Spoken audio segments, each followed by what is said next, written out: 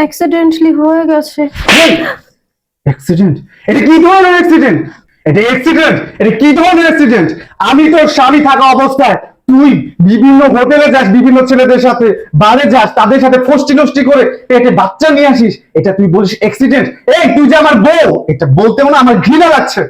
এবার কত আশা নিয়ে এসেছিলাম, তোকে বিয়ে করে 6 মাসের মাথায় প্রবাস চলে গিয়েছিলাম। এবার আমি বড় ছুটি নিয়ে এসেছি, ভেবেছিলাম এইবার তোর সাথে আমি ভবিষ্যৎ নিয়ে পরিকল্পনা করবো, আমাদের বাচ্চা হবে, আমরা সুখে সংসার করব। কিন্তু তুই তার আগে অন্যজনের বাচ্চা পেটে নিয়ে বসে আছিস, এটা আমি কি করে মেনে নেবো? আমি এটা কোনোভাবেই মানবো না। তোর মতো একটা নষ্টা দুশ্চরিত্রা মহিলার সাথে আমি কোনোভাবেই সংসার করবো না। তাই ভালোই ভালোই বলছি, আমার বাসা থেকে এখন এই মুহূর্তে তুই চলে যা।